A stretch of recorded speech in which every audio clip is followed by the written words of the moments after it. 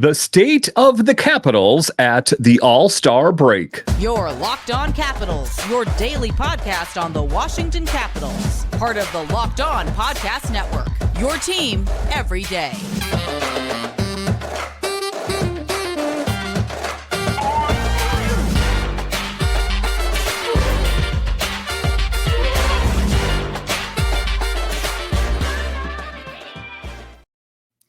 Well, hello and welcome into this edition of Locked On Capitals. I'm so glad you decided to join me today. As always, this podcast is free and available on all the major platforms, including the SiriusXM app and on YouTube. And I want to thank you for making this your first listen each and every day. My name is Dan Holme. You can find me on Twitter. It's at DanCaps218. You can find the show on Twitter. It's at Locked On Caps. And the best way that you can help grow the show is to subscribe to Locked On Capitals on YouTube and comment anything down below. I would love to talk Capitals hockey with you one-on-one, and we can do that on subtext. Just check the show description for more details. Today's episode is brought to you by FanDuel. Make every moment more. Right now, new customers get $200 in bonus bets if your best bet of $5 or more wins. Visit fanduel.com/locked on to get started. So in this edition of Locked On Capitals, it is a break for the Capitals around the midway point of the season. And what is the state of the Capitals right now? I'll talk about that in the show.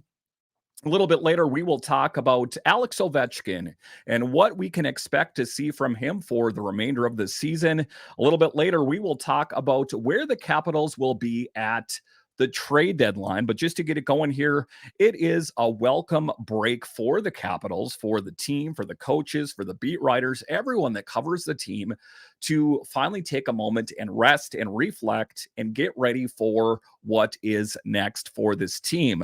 But where do the Capitals stand at this very moment? Washington dropped all 4 games on this critical road swing that they played on, securing just 1 of 8 points. And I've talked about that in the show that ultimately it's not the best thing that could have happened for the Capitals. I was hoping that they were going to be able to pick up a few games on the road, but as it turns out, they picked up a single point in overtime. But all they can do is get prepared for what is next. But this is crunch time, as it is a crucial juncture in this season. Listen, there are a lot of teams that are taking on water. If you take a look at the New York Rangers, for example, they sit atop of the Metropolitan Division, but the Hurricanes are closing in. We don't know what the landscape is going to look like for the Metro Division at the trade deadline on March 8th. The Capitals are still in it. They can still make a really good push. DC is just 5 points out of third place in the Metro, behind the Flyers, and 6 points out of a wild card spot. So all is not lost, Capitals fans. I know that it's been a rough stretch of games here, and it doesn't really help that when you go into a break that it is on a loss or an overtime loss. Ultimately you would hope that the Capitals would have gone into the break having secured some more points than they had. But at the end of the day, this is where we are at. The Caps are looking for a strong second half of the season. Can they do it? I ultimately believe that they can. You've seen Alex Ovechkin being a little bit more engaged, maybe as far as points as assists are concerned. Kind of the same thing goes for Evgeny Kuznetsov. Spencer Carberry says we're going to put in the work and get back in. Is that just lip service? That's my biggest question when he says we're going to put in the work and get back in it. That is the same Spencer Carberry that before the road trip said this is an important stretch of games and we need to do what we can do.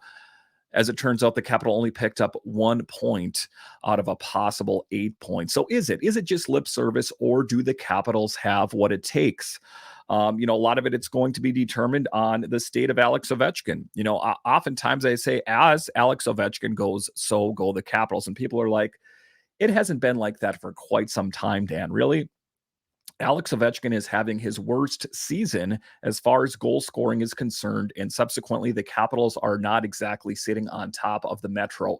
I think that if we could get Alex Ovechkin, the captain of the team, engaged, getting more goals, getting more points, I think that that would help be a positive momentum for this team, but it is not going to be any easier for the Capitals for the remainder of the season. Like I talked about on the show, they have Boston coming up, they have the Canucks coming up, that it's going to be a tough thing for the Capitals to pick up points considering how they played before the All-Star break. One of the things that was mentioned is that Alex Ovechkin specifically mentioned that he did not want to play in this year's All-Star game. It's not that he wasn't chosen. He said that he would rather not because he wants to rest up. I'll talk a little bit more about Alex Ovechkin later in the show, but that kind of reinforces my belief that he does in fact have an injury and is hoping to take this time to recover from said injury. But you take a look around the Metro, you take a look at the Capitals, there's not a lot of excuses for this team, why they're not performing. This team is far more healthy than they were last year at this time, that you can't really cut any excuses. They got their new head coach in Spencer Carberry. They got rid of Blaine Forsythe, two pieces that a lot of Capitals fans complained about. And where are they at right now? They're not in a really great position. They're not out of it. They're not exactly in it. So this point right now during the All-Star break is going to be the perfect time to make things right. And also, I think to a certain extent, a time for assessment. How long are the Capitals going to go all in on these players? And at what point would they be willing to take a look at players down in Hershey? You take a look at Pierre Dubé, for example, knocking it out of the park. Ethan Frank, Scarbosa. If there's any faltering in the netminding department, there's also Clay Stevenson, who still sits atop of the AHL, ranked number 1. So there are really great options for the Capitals down in Hershey. My hope is that if the Capitals kind of tailspin out of control, that they don't wait too late. That they're going to wait until after the trade deadline when it's the perception that they're out of it. Now let's give Dubé an opportunity. Let's give Ethan Frank an opportunity.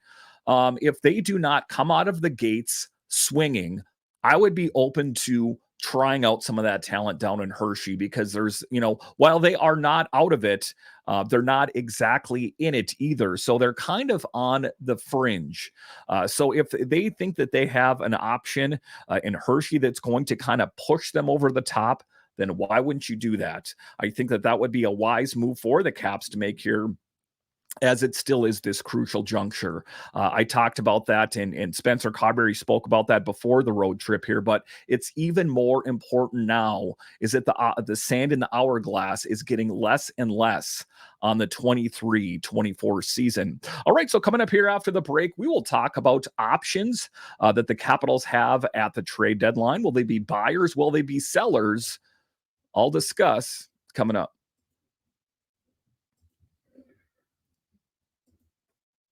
Happy Super Bowl to all who celebrate from FanDuel, America's #1 sports book. If you're like me, Super Bowl Sunday is all about scoring the best seat on the couch, grabbing your favorite football snacks, and placing some super bets. Listen, my football team is already out of it, but I still have skin in the game with FanDuel. I just open up the FanDuel app, put a little bit of money on the game, and all of a sudden, the game is that much more engaging.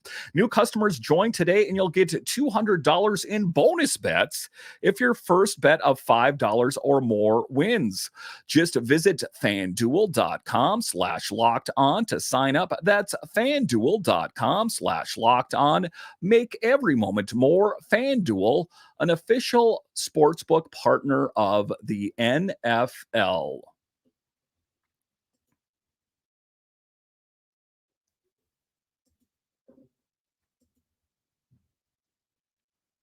Get started on your resolutions with Factor so you're ready for the new year. Factor's ready-to-eat meal delivery takes the stress out of meal planning and sets you up for success in the new year. Skip the grocery store's prep work and cooking fatigue. Instead, get chef-crafted, dietitian-approved meals delivered right to your door. With over 35 meals to choose from per week, including options like keto, calorie-smart, vegan, veggie, and more, plus over 55 weekly add-ons, you'll have a ton of nutritious and flavorful options to kickstart your New Year's resolution.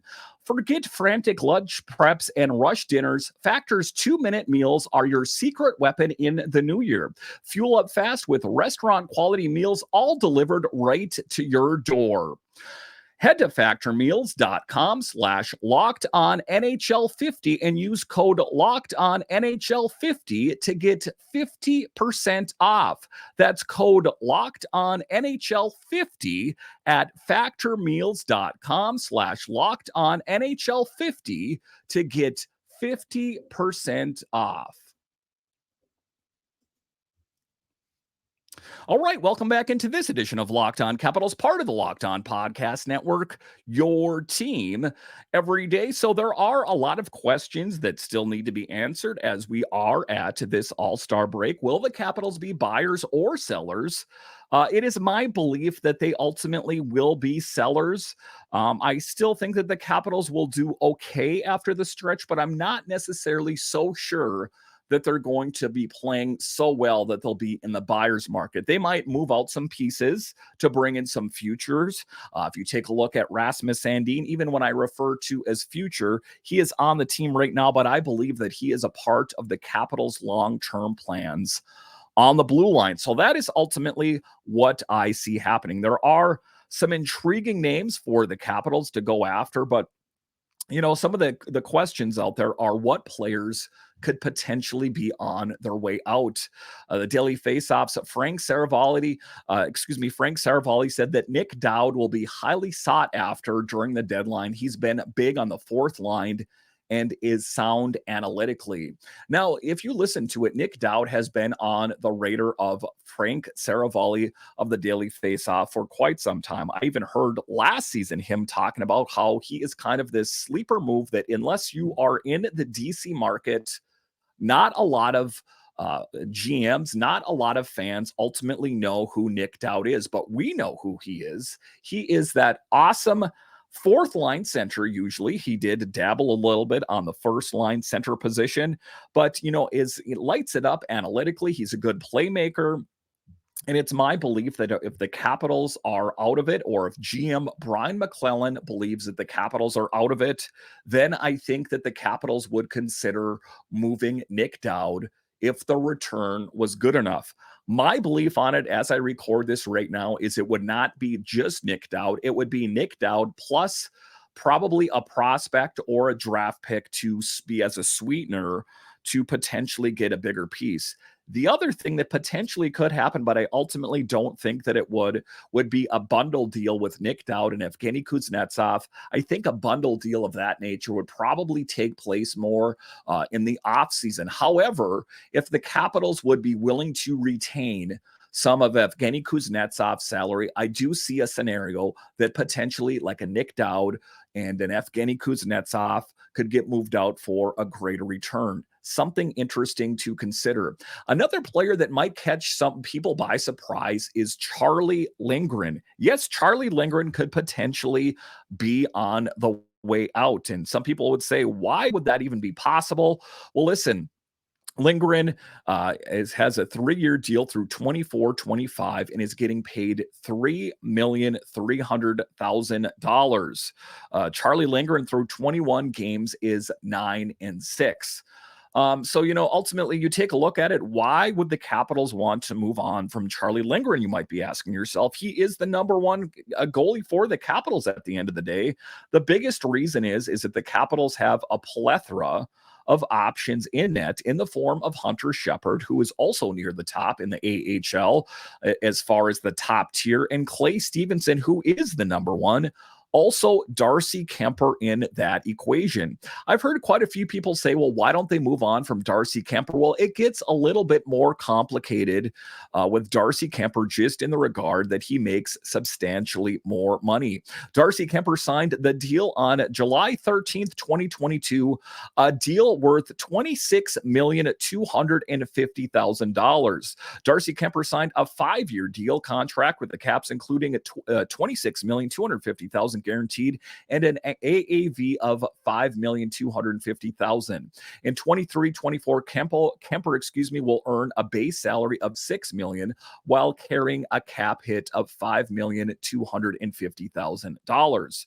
He will be on the team if he plays through his contract through the 26-27 season. Now, that's the biggest problem there. And generally speaking, goalies don't fetch as big of a return. And also, if you take a look at his contract, that is, I think, going to scare away a lot of people. Let's face it, Darcy Kemper has not had his best season thus far. Through 24 games, he is .500. 11 wins, 11 losses. If you take a look at Charlie Lindgren through 21 games, 9 wins, 6 losses. And the upside for Charlie Lindgren, at least as I record this right now, is that much better. He has been one of the better goalies in all of the NHL. And that's not among backups. That's among all netminders. So don't be too surprised that if the Capitals are in fact sellers, that, there's going to be people kicking the tires on Charlie Lindgren. And if in fact Brian McClellan thinks it's a good enough return, don't be surprised to see a guy like Charlie Lindgren leave DC. It's not ultimately what I would like, but I wouldn't be surprised. Another player to have on your radar is Anthony Mantha. Anthony Mantha, listen, last summer, everyone was saying, do whatever it takes, get him out of here. Well, he is one of the top contributors to this team. I would be very surprised to see Anthony Mantha get a new contract with the Capitals. I would pretty much, bet everything I have against that. And you take a look at his season, that's good for Anthony Mantha. It's good for the Capitals. Of course, it's good for Mantha that he will have a home in the NHL. If it's not with the Capitals, and good for the Capitals that there will actually be teams lining up for his services. So I would not be surprised to see Anthony Mantha on the move. Some other players that are potential as they are pending UFAs is Max Pacioretty. Max Pacioretty gets to be a little bit more interesting as there is certain clauses in his contract about not moving. He's not the kind of guy that wants to move from city to city to city based on the fact that he has children. But I think that, if it got Max Pacioretty's approval, anything is possible. A couple other players here is Joel Edmondson. As we remember, we acquired him in the offseason from the Habs. One of the other things I know about the Capitals is they have a glut of talent on the blue line. I like Joel Edmondson's game, but given the fact that there is a lot of talent on the blue line, if the Capitals could maximize a return for Joel Edmondson and get some key pieces to help bolster this team for next season, I would not rule that out. Another player to cover here is Nicolas Aube-Kubel, a player that the Capitals picked up last season. He didn't find his way last season with his former team. He came here and knocked it out of the park. This is the same Nicolas Aube-Kubel that started the season and got sent down to Hershey. They gave him another opportunity, and he has made the most of it. Other players, other GMs, other coaches around the league, they can see the back of his hockey card. They know what kind of player that he is. So I would definitely, there's certain scenarios where I could see any of those players, if not all of those players, be on the move. I ultimately don't think that GM Brian McClellan will totally gut the team in that regard, but those are, players on this team that I would not be too surprised if you heard they left DC. Nick Dowd, that would hurt a lot. He is loved here. He has been a big piece on this team. Charlie Lindgren, the outlaw, Chucky Sideburns. Everyone loves Charlie Lindgren, but he's played so well and he's getting paid so little, relatively speaking in NHL terms, that he would be very appealing to teams that are struggling in net. And there are quite a few teams that are struggling in net, so it could be an enticing offer. So some tough moves for the Capitals, but, all of this is going to hinge on how they play when they return and between then and March 8th at the trade deadline. There are still some big names out there that if the Capitals were pursuing, Jake Gensel, I've talked about in the show. He is no stranger to the Capitals, so he would definitely bolster the team. This was from a bit earlier, but he had 19 goals in 19 games, 27 at this season. In 36 games last season, 36 goals, 37 assists. In the 21-22 season, 40 goals, 44 assists. So again, this was from a bit earlier. He has 19 goals and 27 assists this season. So definitely it would bolster the Capitals in their goal scoring pursuits. Another player I've talked about is Andrei Kuzmenko, who has a lot of kind of like caution flags surrounding him as he has been a healthy scratch and doesn't really seem that he is finding his way with the Vancouver Canucks. Kind of reminds me a bit of Kuznetsov, like I said in that regard, that there seems to be some uncertainty around him. Other big names, of course, are Elias Lindholm. Just lights it up, but ultimately cannot find his forever home in Calgary. Lindholm has 8 goals and 24 points and is averaging at 20.59 in ice time. So there are plenty of options out there for the Capitals. It's just going to depend on where they're at. Another name that is being spoke of quite a bit is Chris Tanev. Calgary Flames defenseman Chris Tanev has been the subject of media trade speculation since October. He carries a $4.5 million cap hit for this season, along with a 10-team no trade list. So, there are going to be a lot of teams that are on the verge of making it to the playoffs and probably in their perception making it to the Stanley Cup. Those are going to be the teams that are all in on those players. I think if the Capitals make an acquisition, it's going to be more young talent.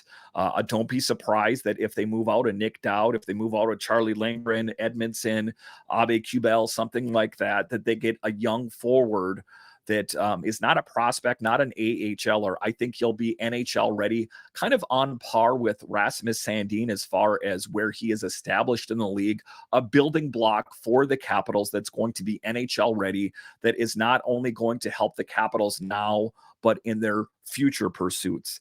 So those players that I just listed off there, you take a look at Gensel, he doesn't really fit that narrative. Those players are primarily if the Capitals would be buyers. Say they just flipped the switch and they just went all out and won a bunch of games, then those would potentially be options. My belief as I record this now is that they will be sellers and you'll get a player, like I said, similar to a Rasmus Sandin. But this year, I think it's going to be a young, dynamic, scoring forward. Something to look forward to as Capitals fans. But ultimately, right now, that is the position I see the Capitals in. All right, so coming up here after the break, we'll talk about the latest with Alex Ovechkin, what I see him doing for the remainder of the season. I'll discuss next. Passion, drive, and patience, what brings home the winning trophy, is also what keeps your ride or die alive. eBay Motors has everything you need to maintain your vehicle and level it up to peak performance, from superchargers, roof racks, exhaust kits, LED lights, and more. Whether you're into speed, power, or style, eBay Motors has got you covered. With over 122 million parts for your number one ride or die, you'll always find exactly what you're looking for. And with eBay Guaranteed Fit, your part is guaranteed to fit your ride every time or your money back. Because with eBay Motors, you're burning rubber, not cash. With all the parts you need at the prices you want, it's easy to turn your car into the MVP and bring home that win. Keep your ride or die alive at ebaymotors.com. Eligible items only. Exclusions apply. eBay Guaranteed Fit only available to U.S. customers. All right, welcome back into this edition of Locked On Capitals, part of the Locked On Podcast Network, your team every day. So what is the future for Alex Ovechkin? So one of the things I talked about in the top segment is that there was a request by Alex Ovechkin to not play in this year's All-Star game. He said that he wanted to take this time to rest and reset. Those comments came from Tarek El-Bashir. And, I still believe it. As I saw him play live in Minnesota, it did appear as though he has some sort of upper body injury. I'm not a doctor, but like I said, if you're an everydayer of the show, it does appear that it is a shoulder injury. And I think that we will find out about that in the future, whether it's rotator cuff, whatever the case might be. That would explain a lot as far as his shot is concerned. He has taken the biggest dip this year in goal production. Again, I talk about this quite often on the show. I don't think that Father Time hit him squarely in the face. I think that he is dealing with a shoulder upper body injury that he's probably getting treatment for, but it's not 100%. So the question now is, why is he playing? He's playing because he wants the Capitals to, make a push, of course. And also he is chasing down Wayne Gretzky, currently number two overall, but he still has some work to go. So I think he's trying to work his way through it. In my opinion, in my estimation, I think he would be better off taking the time to rest. And I know that that's going to set him back in his pursuit of catching Gretzky and potentially the Capitals making it to the playoffs this year. But for me, it's all about the greater good for Ovi. And what is some of the things that's holding him back? As I ultimately don't think that he has good chemistry with either Evgeny Kuznetsov or Dylan Strome. I think that that's at least in part. For many years, he had Nicholas Backstrom as his center, and I think that those two were on the same page mentally, and he served it up in such a way that it really led to Alex Ovechkin's sweet spot. Ovechkin, 44 games in, has 9 goals and 22 assists. Now, he's not totally off the score sheet, as he is second on the team in assists behind John Carlson. And some people are saying, well, if his shoulder, like you said, is injured, how is he getting the assists? Well, he's feeding those shots that he would normally take to other players. I ultimately think that's the case, and I think that he's probably getting some sort of treatment to help mitigate the pain. But that is my assessment. Again, I'm not a doctor. I'm just kind of calling it as I see it, that he has been playing with some sort of injury. Again, this was per Tarek El-Bashir that Ovi informed the Capitals earlier this season that he preferred not to play in the 2024 NHL All-Star Weekend with the hope of getting rest. Why would he have said that earlier in the season? How would he know that he needed rest at the All-Star break? Again, I think that this has been an injury that he's dealt with this entire season. The tough part, is that I don't think that he is going to get what he needs during the All-Star break. I don't think that he's going to rest up enough during the All-Star break to fix what is ailing that upper body injury that, in my perception, that he has. I think that ultimately he's probably going to have some sort of procedure done in the offseason to fix what is ailing him. And I think that that is a pretty good explanation as to what is wrong with him. Again, players of Alex Ovechkin's ilk, they don't just fall flat on their face. I could see him, dipping from 40 goals to 20 goals, but to see this kind of dip defies any explanation, or the explanation of that he's dealing with an injury, like I've said. So the people that say, he's just having an off season, Dan, I'm not buying what you're selling. I do think that he does, in fact, have an upper body injury that we will find out about after the season, if not before that. But for me, I know that he's all in on chasing Gretzky, and I know that he's all in about helping the Capitals team. He is the Russian machine that never breaks, but he is getting older, and I think that he's got to put himself first, despite the fact that he's chasing down Gretzky and he's trying to help this team. Alex Ovechkin needs to worry about Alex Ovechkin so he can be the best for himself, his family, his wife, his kids, and also be the best Alex Ovechkin if, in fact, there is a major injury, that he could be the best Alex Ovechkin for the team next season. Listen, I want to thank you for joining me on this edition of Locked On Capitals, your only daily year-round podcast covering the Washington Capitals. And I want to thank all of you that listen on the audio side and watch this on YouTube.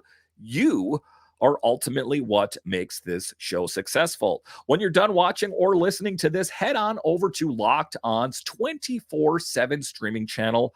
It's kind of like ESPN, but better and totally free. So go on over and check that out. I think that you will love it. Listen, once again, I want to thank you for joining me on this edition of Locked On Capitals, part of the Locked On Podcast Network, your team every day. My name is Dan Holme, and I'll talk to you again next time.